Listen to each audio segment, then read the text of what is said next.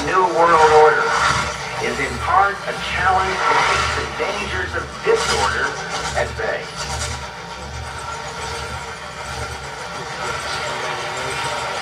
This is the Alien Workshop.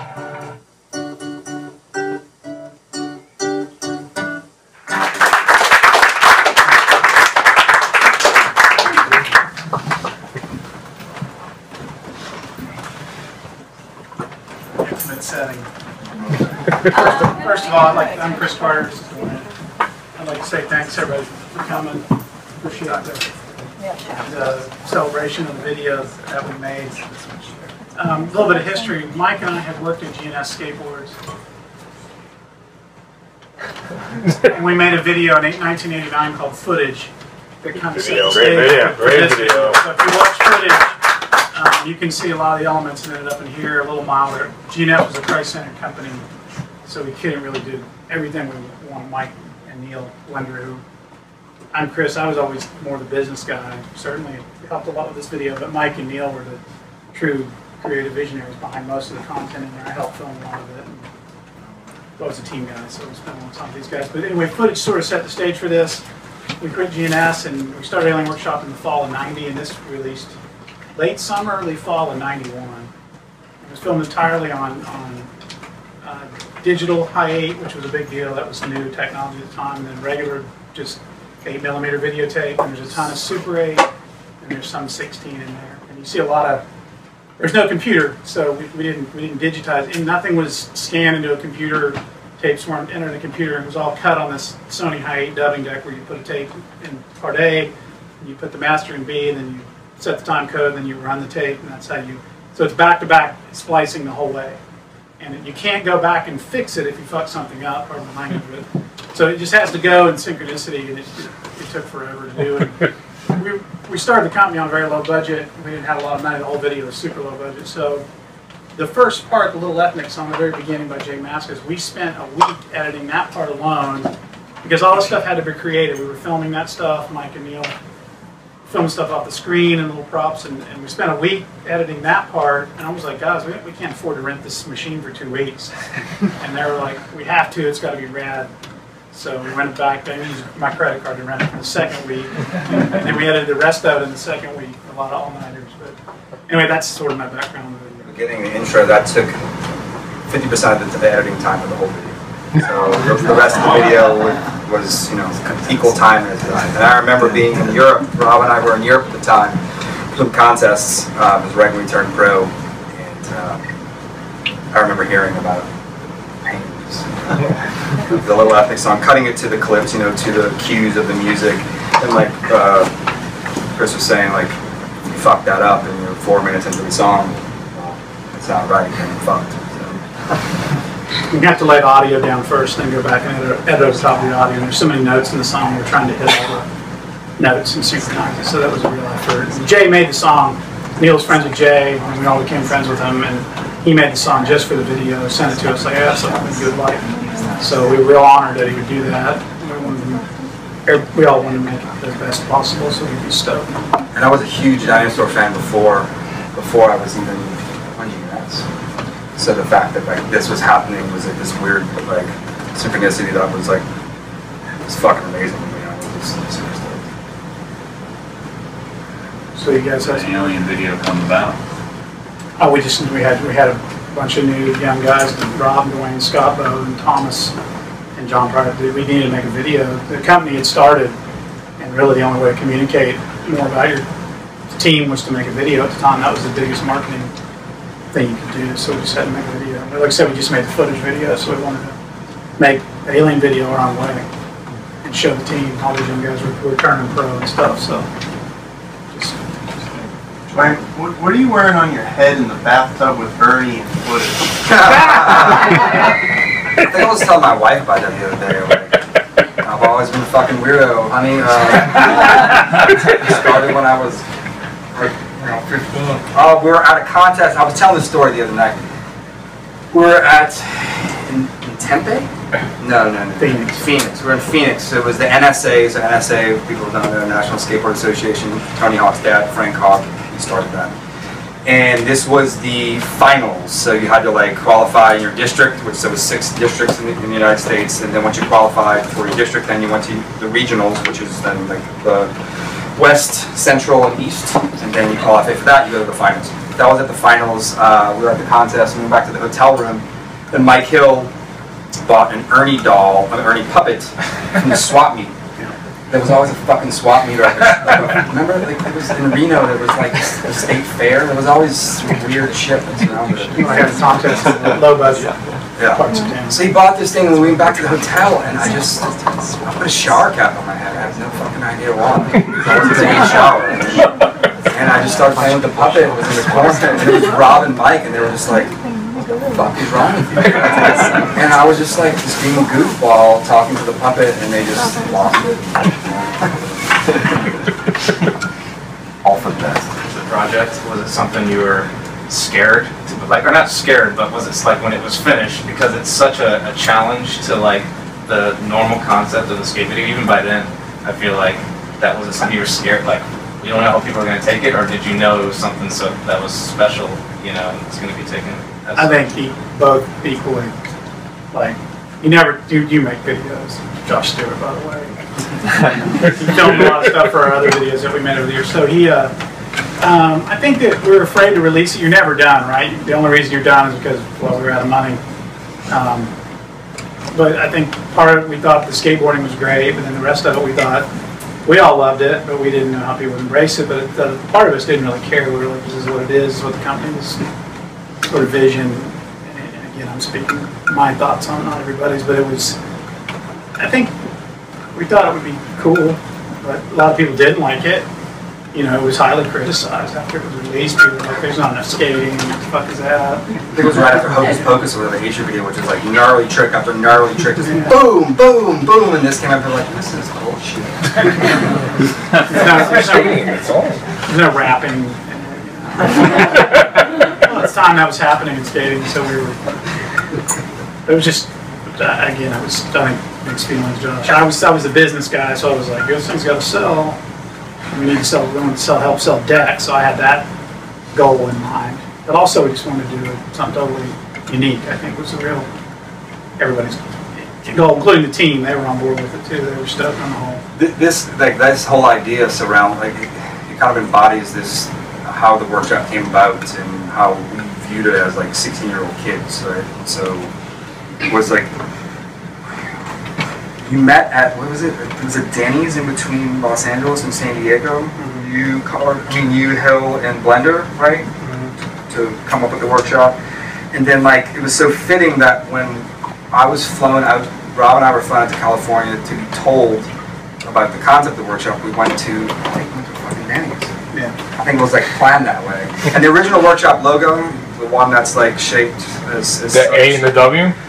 No, the original logo. No. It's like a shield. The one that's on the poster in the bottom right corner? Yeah. That's the Denny's sign that essentially has been like altered and like made into, and therefore why that is, which to me is like that was conscious to do that. Absolutely. That's where it all brewed. And I remember when we were told about like the concept, we're sitting around dinner and like the idea was told to me, and like I'm getting like goosebumps thing. I was like, oh my god, this is the fucking raddest thing. We're all gonna move to Ohio, and I was like, yes, no one's doing that. That's 16. I don't know how I even like realized like how amazing that was. But it was super exciting. So to do our own thing and not to care what like the industry was doing at the time, like I don't know if I realized it so as I do now, how much like I appreciated that, but it was just exciting. It came off as just pure teenage excitement. Part that we took him with us, which was, it's not the coolest thing, but They gutted the team. yeah, I look back on the fact that they believed in our idea, which we didn't have any money, and they didn't know we were a team. I was a team manager, and Mike was a graphic artist at GNS. They didn't know if we could run a business, but we convinced them we could. So that was You did a good job. took a while. Who were the filmers of the skating? You did most of the filming. Mike filmed a lot of it. I filmed some of it. Neil filmed some of it, and then like Bo and Scott and those guys would film themselves in Florida. Duane, who filmed you in Louisiana, It's your friends usually, right? Whoever we could get to. I don't know if any of that footage came from them. I think that was, I think, the trip when came down, and then it wasn't all Louisiana. It was in Florida, so like we took a trip. We did a Florida trip to go film with Scott and Bo. Right, I remember that.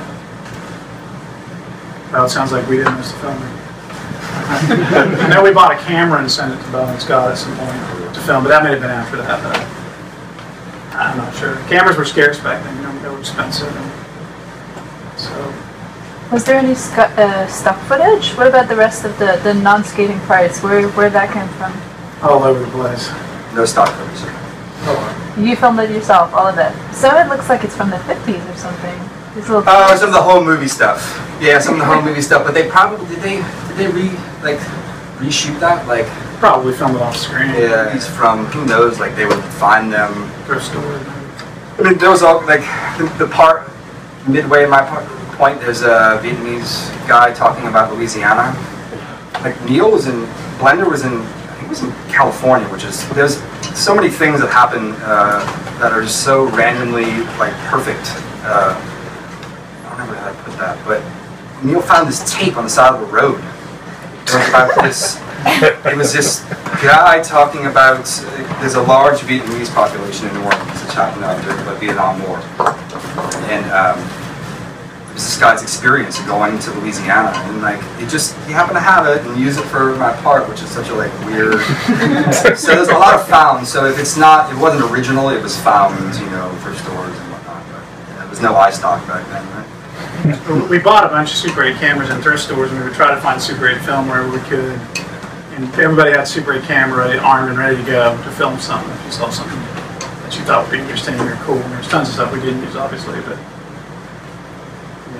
it was Neil. I remember we were on tour or somewhere doing some trip, and it was Neil. I think it was Neil. He went back home to Ohio to film that. That's what my recollection. He had to leave early so he could go film this building being demolished. Was everyone on the team into their part being manipulated and cut off? not everybody. There were some guys that weren't that satisfied. They didn't see. I don't think anybody saw the final product till it was completely done. Right? Saying that, you all didn't get to see it. There was no way to send it. There was no internet. I very much remember the first time I watched all of it.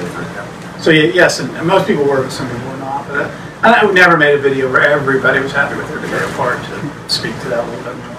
Whoever's first and last is somebody else wants those spots. But I think for the most part, everybody was happy with the overall product.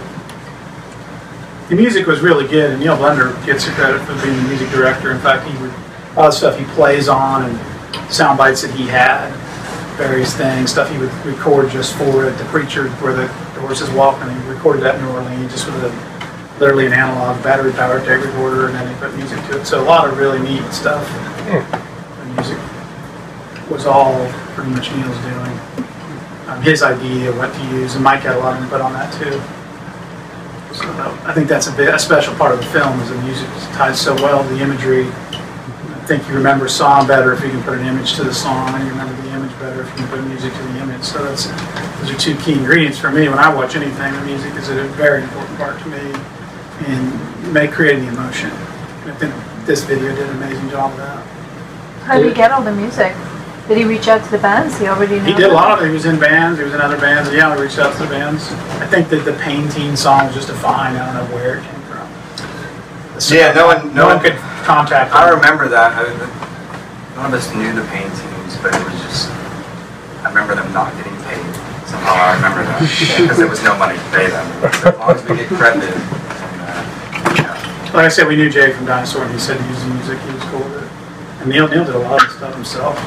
In Work World, I saw the credits. Work World, that was one of those bands.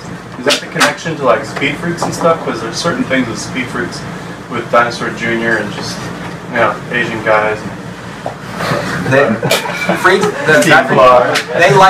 licensed music from SST for that video. So that's where they got all like Fire Hose, Bad Brains, Black Flag. How come Neil doesn't have a part in it? He didn't want it. He had a little bit of footage in there. That was all he wanted. That's a good question. I mean, at that point, how old would he have been? Well, 26, 27, maybe? Not that old. I just wasn't skating as much, you know. And we all moved out to Ohio. We were living in California. We moved to Ohio to start coming, and it wasn't the greatest place to skate. Did Mike and Neil work together, or was it like Mike brought his stuff and Neil brought his No, stuff? we definitely worked together on it. And because my cousin, he went to school in Dayton, and he came back in '91 with this little yellow tape, gave it to me. He was like, and I was like, "What's this?" He's like, "Basically, they locked Neil Blender in a basement for 2 weeks." Nope. Well, we were all three locked in the basement. We weren't locked in, we were just in the basement for 2 weeks to get it done. That's where I watched the video for the first time. Thomas Morgan and I watched that video for the first time in the same basement. It was, we split a head of acid. I had to tell that story in public. The video, when we did the packaging, we put specific instructions on there to watch in a dark room, play through a good sound system. There was like instructions, and I talked to kids since the video was released that tell me that they did that and followed the instructions carefully. So that's always rewarding for me to know that they're taking it seriously. Because if you play anything through a television, that sounds like shit, right? I mean, especially in 1991. Yeah, this is the time when people, like now, everyone, you know, television stereo for the most part. At the time, that's sort of easy. No, that was a big deal. Was the video better on a hit of acid? Oh, it was fucking amazing. No, I mean, really, but like watching that, like, I mean, you just saw it, so it's like things that were happening. It's just like. Well, the first time you watched it too, right? It was literally the first time I watched it all the way through. It was just like my mind was blown. I mean, that sounds so cliche, but I was just like the video itself, not even the skating or like I was in it. So like, oh, that was all, just what it was like. I was 17 years old, you know, and I didn't grow up with like arty parents or anything like that or whatever. And like these guys are like my older brothers, so like they turned me on to this whole world, and it totally like split my mind open. Like largely influenced what I would do later in my music now, which I have some for sale. CDs and LPs. But yes, absolutely. Like this very much kind of shaped what I would become artistically. I was very, very, very lucky to be around these guys. It's the inception of this video, like as a young kid. It's kind of hard to talk about. Where in the, I'm sorry, was seeing, you know, like this, the mystery behind what you guys were doing, essentially, or it got me into the culture of skateboarding, you know. And I can't remember when did the video come out as far as the life of Alien? Like, was it something that basically introduced people to Alien, or was the story already being told to like get these weird ads? We started running ads straight away. I don't think we put skating in the ad for about the first year we were in business. There was no skateboard photos. That's the first ad. Right, thank you. And people questioned it, like, what is it? You know, why is there no skating? And we're like, we know it's a skateboard company, so you know that's. But no, I just think video, Josh, we started advertising the video at some point in that year, and then it came out. It was less than a year, right? It was November 1990? No, it's October. October 1990? A little less than a year, yeah. Any chance of a book of all the graphics and art of the company? You know, my partner, all these years, we just talked about it many times. I just think it's a huge undertaking. I know he's spoken many times on wanting to do it. You know, I would love to see it happen, but it's it'd be a huge undertaking. But I know that he's talked about doing it for a long time. It's never. You guys have like a ton of documentation of it? Yeah, we have a lot of stuff. I thought it wasn't very. I have a question about there's like a vert section, like a compilation where like the soy skating and someone doing like was that filmed the same time or was that Neil a little filmed, previous? Right? Neil had filmed that, I think at 16. He was, he traveled to all those contests in the 80s, and it was Gator, and Tom Graholski, and then Christian. He filmed it. Just had a good camera, filmed it at one of those events, and it was beautiful footage. Because that was only like a couple of years before. Yeah, we were just super stoked on those dudes, so we put it in the video. I have a question. You. so how the fuck did like Elton John? Like, how I mean, I was like, we didn't get the rights for it, but like, so what was the thinking of that? Because it was just so like, short clip. The next. Cool. How much are those vignettes or inside jokes between all players?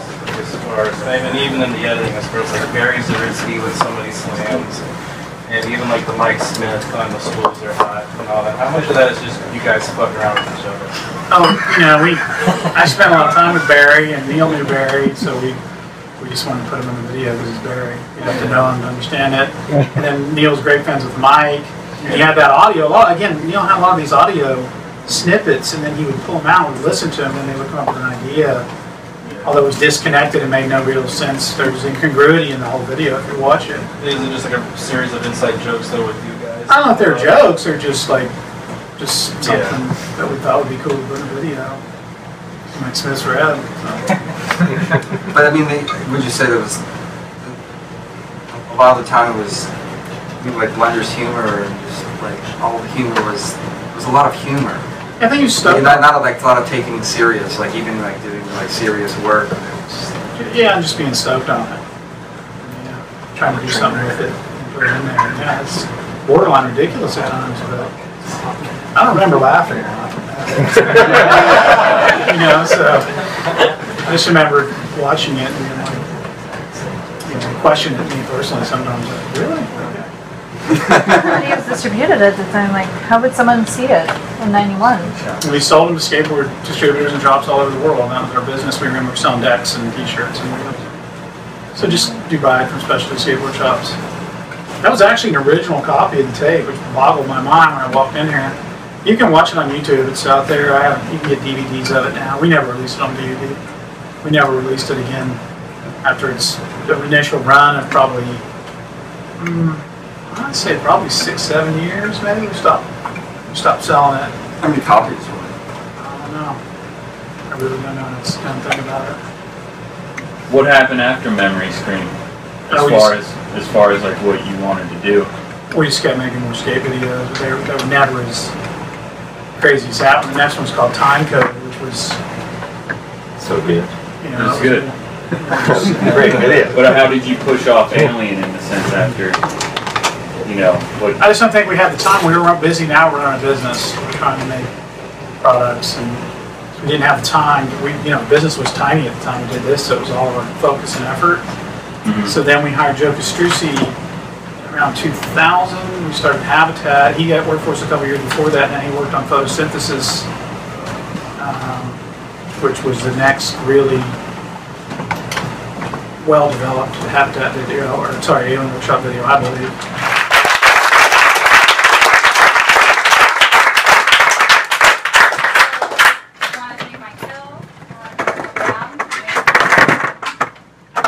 And thank you, Katie, for putting this on.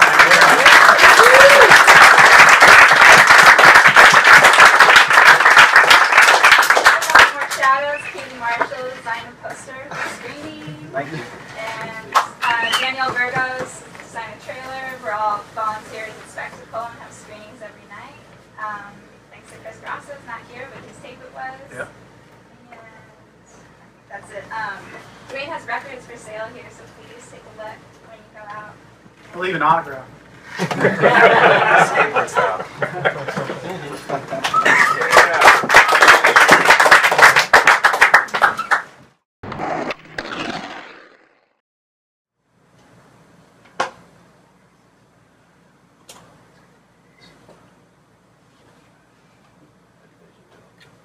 So Mike Hill, the creator, the editor of the video, he wanted to loop this for the remainder of the VHS tape. As you can see, so there's a set amount of tape on the cassette, and it got to a point. At this point, he was fucking just drove himself mad editing this video in his basement, and it kept stopping.